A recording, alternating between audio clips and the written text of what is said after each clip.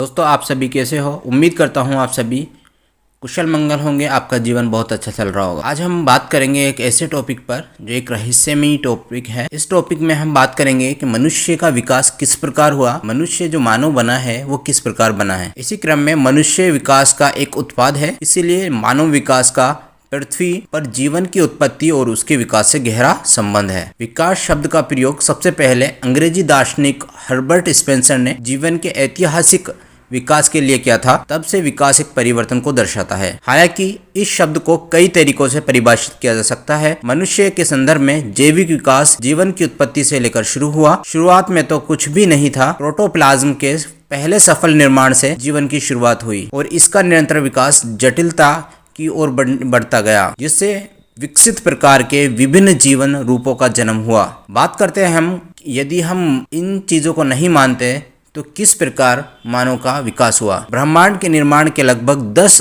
अरब वर्ष बाद पृथ्वी का निर्माण हुआ। पृथ्वी पर जीवन बहुत देर से लगभग 3 अरब वर्ष पहले प्रकट हुआ। कई विकासवादी समस्याओं में से शायद जीवन की इस उत्पत्ति सबसे महत्वपूर्ण है, क्योंकि इससे संबंधित कोई रिकॉर्ड नहीं है। लेकिन पृथ्वी पर पहला जीवन कैसे आया, यह अनुमान का विषय है। पृथ्वी पर पहला जीवन कैसे आया, ये एक क्रमिक विषय है।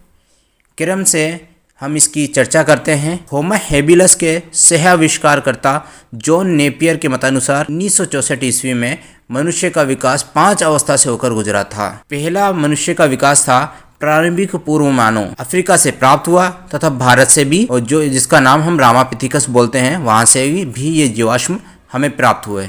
ये मानव संभवतः मनुष्य के विकास के अति प्रारंभिक अवस्थाओं में थे। बाद के पूर्व मानव का प्रतिनिधित्व अफ्रीका से प्राप्त ऑस्ट्रेलोपिथिकस करता है। प्रारंभिक मनुष्य को अफ्रीका से ही प्राप्त होमो हेबिलस द्वारा माना जाता है। उत्तर भावी मनुष्य के अंतर्गत होमो इरेक्टस अथवा जावा और चीन के मानव आते हैं। आधुनिक मानव होमो सेपियंस का प्रथम उदाहरण क्रो-मैग्नोन मानव में प्राप्त होता है। आधुनिक मानव अफ्रीका में 2 लाख साल पहले सबके पूर्वज अफ्रीकी थे। होमो इरेक्टस के बाद विकास 2 शाखाओं में विभक्त हो गया। पहली शाखा का निएंडरथल मानव में अंत हो गया और दूसरी शाखा क्रो-मैग्नोन मानव अवस्था से गुजरकर वर्तमान मनुष्य तक पहुंच गई। संपूर्ण मानव विकास मस्तिष्क की वृद्धि पर ही केंद्रित है। यद्यपि मस्तिष्क की वृद्धि स्तनी वर्ग के अन्य बहुत से जंतु समूहों में भी हुई है, तथापि कुछ अज्ञात कारणों से यह वृद्धि प्राइमेटों में सबसे अधिक हुई है। संभवतः उनका वृक्षीय जीवन मस्तिष्क की वृद्धि के अन्य कारणों में से एक हो सकता है। यही था हमारे मानव का विकास।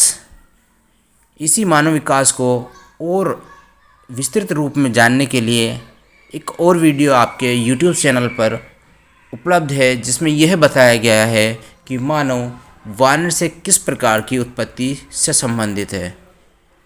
यदि आपको वीडियो अच्छा लगा है तो वीडियो को लाइक करें। चैनल पर पहली बार आए हो तो चैनल को सब्सक्राइब करें। धन्यवाद।